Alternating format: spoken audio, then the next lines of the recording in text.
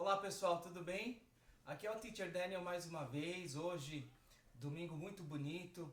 Estou aqui de volta para compartilhar a palavra de Deus com vocês e hoje o assunto que eu gostaria de trazer para vocês é um assunto muito interessante. O que será que a Bíblia tem a dizer sobre pandemia? Eu acho que muita gente nos tempos de hoje estão pensando sobre esse assunto, o que será que a Bíblia tem a dizer? E é interessante que são muitas palavras, né, que aparecem tentando trazer uma visão bíblica se a Bíblia realmente o que a Bíblia fala de pandemia, né? E hoje eu gostaria de trazer a minha participação nessa conversação, a minha opinião, o meu ponto de vista baseado na Bíblia a respeito desse assunto que a Bíblia tem a dizer sobre pandemia. Mas antes de mais nada, vamos pedir a orientação de Deus, para Deus nos abençoar hoje. Vamos orar. Senhor nosso Deus, nosso Pai, muito obrigado pelo dia de hoje, obrigado por esse dia bonito que está fazendo. Pedimos a Deus que o Senhor abençoe agora o compartilhar da Tua Palavra, que as meditações dos nossos corações e as palavras que saem dos meus lábios, Senhor, sejam agradáveis a Ti somente, a nossa rocha, o nosso Redentor. Oramos em nome de Jesus. Amém. Então hoje a palavra que eu gostaria de compartilhar com vocês, ela está em Êxodo. E eu vou compartilhar com vocês, por enquanto, o capítulo 12. Então abra sua Bíblia lá no Antigo Testamento, é o segundo livro da Bíblia, o livro de Êxodo. E eu gostaria de ler o capítulo 12, começando do versículo 42, tá bom? Então abre lá em Êxodo capítulo 12, versículo 42, e é a partir desse versículo que eu vou começar a ler. E você pode deixar a sua Bíblia aberta aqui nesse capítulo aqui, porque a gente vai voltar e vai olhar algumas outras passagens. Mas deixa eu ler para você aqui então, Êxodo capítulo 12, começando do versículo 42. Esta noite se observará ao Senhor, porque nela os tirou da terra do Egito. Esta é a noite do Senhor, que devem todos os filhos de Israel comemorar nas suas gerações. Depois disse mais o Senhor a Moisés e a Arão: Esta é a ordenança da Páscoa. Esta é a ordenança da Páscoa. Nenhum estrangeiro comerá dela. Vamos parar por aqui. Essa é a palavra de Deus para nós hoje. Vamos parar por aqui então. Eu vou voltar nessa passagem, mas vamos começar então pensando um pouquinho. Será que a Bíblia fala de pandemia? Será que a Bíblia aborda esse assunto? Bem, hoje pandemia ela tem um sentido bem restrito, bem específico. Então, quando a gente fala de algum vírus que tem o potencial ou já está se espalhando a nível mundial, então nós estamos falando de pandemia. Por quê? Pandemia é a junção de duas palavras gregas: pan, que significa tudo, e demos, que significa povo. Então, quando algo, especificamente um vírus, se espalha ou tem o potencial de se espalhar a nível mundial, afetando todas as pessoas, então hoje a Organização Mundial de Saúde classifica esse vírus como pandemia. E eu acredito que não necessariamente pode ser um vírus, né? Mas é especificamente usado para vírus porque é quando a gente não tem imunidade contra o vírus, quando o corpo humano não tem possibilidade de atacar um vírus, né? Porque a gente não tem imunidade contra esse vírus. Mas voltando aqui, então todo vírus que tem o potencial ou está já se alastrando a todas as pessoas do mundo, então se fala em pandemia. Bem, quando a gente fala da Bíblia e a Bíblia falar de pandemia, a Bíblia ela especificamente não fala de vírus. Então você não vai achar a Bíblia falando de vírus. A Bíblia vai falar de algumas doenças, mas sempre com relação à pureza, a cerimonial, sempre com relação à pureza para se poder louvar a Deus. Então, por exemplo, doenças de pele no Antigo Testamento, ou algumas outras situações onde a pessoa fisicamente era declarada impura, Então a Bíblia vai falar de doença. Agora, a Bíblia não fala de pandemia no sentido que a gente usa hoje, mas a Bíblia fala de coisas que afetam as pessoas a nível mundial, que afetam todas as pessoas. Por exemplo, se você for no livro de Gênesis, você vai falar que existem muitas coisas que podem ser classificadas como pandemias, mas não necessariamente são doenças físicas. Por exemplo, quando você vai lá em Gênesis capítulo 3, do versículo 14 ao versículo 19, você vai ver que lá, já no começo da Bíblia, a Bíblia fala de uma pandemia. E qual é essa pandemia? O pecado. Quando o pecado afeta todas as pessoas. Então isso a gente pode falar que o pecado é uma pandemia. O pecado, desde o começo, a Bíblia classifica como pandemia, como algo que afeta todas as pessoas. Por exemplo, a maldade do homem, lá em Gênesis capítulo 6, versículos de 5 a 8, fala que a maldade era generalizada. Não era só uma pessoa, duas pessoas ou um grupo localizado, não. Era a nível mundial. Tanto é que Deus, nessa passagem de Gênesis capítulo 6, é o começo do dilúvio, porque Deus queria renovar todas as coisas. Por exemplo, em Gênesis capítulo 11, quando a Bíblia fala da Torre de Babel, fala do orgulho humano. Aquilo mostra o orgulho, e mostra que o orgulho humano era algo generalizado a nível mundial, uma pandemia espiritual. Era por isso então que Deus lá na Torre de Babel, ele espalha as pessoas através da confusão das línguas ali. E a Bíblia também não apenas fala de pandemia no sentido espiritual, não apenas só em relação ao pecado. A gente tem algumas pequenas passagens onde a gente consegue ver que havia crises mundiais, havia situações onde a população mundial sofria. Por exemplo, fome. Fome era muito comum no tempo do Antigo Testamento. Tanto é que você vê lá em Gênesis capítulo 41, a fome que tinha se espalhado pelo mundo inteiro. E aí as pessoas vinham para o Egito comprar comida. Lembra lá aquela história de José? Gênesis capítulo 1. Então, lá a gente pode ver que a fome era a gente pode falar como, entre aspas, uma pandemia. Mas existem também situações onde específicas, e sempre relacionado à situação espiritual, onde Deus ele começa a olhar a história mais focada, ele começa a olhar a história, mas sempre do ponto de vista do povo de Deus, e tudo aquilo que acontece com o povo de Deus tem repercussão mundial, tem efeitos globais, tem efeitos pandêmicos. Por exemplo, quando o povo de Israel ele estava sendo escravo no Egito, e aí Deus, para libertar o povo do domínio de Faraó, para libertar o povo judeu, o povo de Israel do Egito, ele lança as 10 pragas. Aquelas pragas, apesar de ser só ali naquele local do Oriente Médio, lá do Vale do Nilo, lá naquela região do Egito, os efeitos são mundiais. Por quê? Porque sempre quando você olha a Bíblia, apesar da Bíblia estar falando de personagens, apesar da Bíblia estar falando de povos e de situações específicas, as implicações são mundiais. Porque o objetivo da Bíblia não é apenas contar uma história para fazer com que eu e você, nós sejamos mais bem informados a respeito do que aconteceu antes.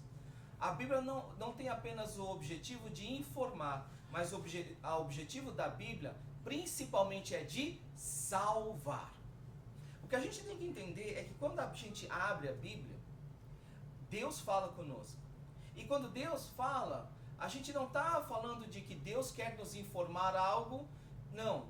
O que Deus está tentando agora é nos convencer, nos persuadir a aceitar essa mensagem, transformar a nossa vida e nos salvar do pecado. E esse é o objetivo de Deus. Então tudo aquilo que a gente lê hoje na Bíblia tem uma implicação mundial, porque se refere não apenas a mim, não apenas a você, mas se refere a todas as pessoas do mundo inteiro, de todas as épocas. É por isso hoje que entender essa mensagem é muito importante. Por quê? Olha o que acontece aqui. Lembra das pragas do Egito? É a passagem que a gente está lendo. Então Deus, vamos voltar aqui rapidinho, só para a gente lembrar. O que acontece? Naquele tempo, então, o povo de Israel ele estava sendo escravizado no Egito. Eles estavam sob domínio de Faraó. E Deus quer libertar o povo dele, porque Deus tinha uma aliança com Abraão. Então Deus queria libertar o povo, mas Faraó estava resistindo a isso. Então Deus, para mostrar a sua majestade, para mostrar que ele é o único Deus vivo, ele lança as 10 pragas sobre o Egito. Presta atenção. Ele lança então as 10 pragas sobre o Egito. Todo mundo começa a sofrer. É uma, vamos dizer assim, uma pandemia naquele lugar. Afeta todas as pessoas, ok? Qual que é o objetivo dessas pragas? Convencer o povo a respeito da majestade de Deus e convencer o povo de que o Deus da aliança, o Deus de Israel, o Deus de Abraão é o único Deus vivo e verdadeiro. Agora, presta atenção aqui. No finalzinho das pragas, acontece que desde o comecinho das pragas ali, sempre houve uma distinção. Qual é a distinção? O povo de Israel, ele sempre foi poupado da maioria dos efeitos maléficos dessa praga. Então, existem algumas pragas onde o povo de Israel, por ser o povo de Deus, por causa do amor de Deus, eles não foram impactados, eles não sofreram os resultados da praga. Agora, o que eu quero mostrar para vocês agora? No finalzinho das 10 pragas, acontece algo muito importante. O quê? A instituição da Páscoa. Aquela celebração que continua até hoje e que marca o relacionamento entre Deus e o seu povo. É o que marca a aliança. Entendeu? A celebração da Páscoa foi instituída no final das 10 pragas como uma marca da aliança. Ok? Então, presta atenção em duas coisas que a gente está falando aqui. A gente está falando de Deus mandando as pragas, mas o povo de Deus foi poupado. No finalzinho das pragas, Deus institui a Páscoa, que é uma marca da aliança, do relacionamento entre Deus e o seu povo. Agora, a terceira coisa que eu quero enfatizar para você. Deus, no final das pragas, quando ele institui a Páscoa, ele chama o povo a uma consagração. Essa passagem que a gente começou a ler hoje, do Êxodo capítulo 12, é as instruções que Deus dá, são as instruções que Deus dá para o povo para celebrar a Páscoa. Olha aqui que Deus fala. Vamos agora prestar atenção, sabendo de tudo isso que está acontecendo, vamos prestar atenção aqui o que Deus está falando. E olha aqui o nível de consagração que Deus exige. Olha aqui, ó. Eu vou voltar agora e vou começar a ler Êxodo capítulo 12, versículo 43. Disse mais o Senhor a Moisés e a Arão: esta é a ordenança da Páscoa, nenhum estrangeiro comerá dela. Porém, todo escravo comprado por dinheiro, depois de ser circuncidado, comerá da Páscoa. O estrangeiro e o assalariado não comerão dela. Olha que interessante. A Páscoa, essa celebração da aliança, era tão importante que não era para qualquer um, não. Somente aquele que realmente pertencia ao povo de Deus, aquele que foi comprado, aquele que foi circuncidado, esse e somente esse poderia participar da Páscoa do Senhor. Continuando agora no capítulo 13. Olha aqui, versículo 1. Disse o Senhor a Moisés: consagra-me todo primogênito Todo que abre a madre de sua mãe entre os filhos de Israel, tanto de homem como de animais, é meu. Olha que interessante. No meio de uma praga, no meio de uma libertação, no meio de um momento onde Deus está mostrando a sua glória, Deus está mostrando a sua soberania, a sua majestade, Deus está mostrando que Ele realmente é fiel à sua aliança e por amor ao seu nome Ele está libertando o seu povo do domínio do Egito e está poupando o seu povo dos efeitos das pragas. Mesmo assim, Deus naquele momento Ele chama o seu povo a uma consagração. Continuando aqui, versículo 9 do capítulo 13. Versículo 9 do capítulo 13. E será como sinal na tua mão e por memorial entre os teus filhos, para que a lei do Senhor esteja na tua boca, pois com a mão forte o Senhor te tirou do Egito. Portanto, guardarás esta ordenança no determinado tempo, de ano em ano. Versículo 12. Apartarás para o Senhor todo que abrir a madre e todo primogênito dos animais que tiveres, os machos serão do Senhor. Versículo 14.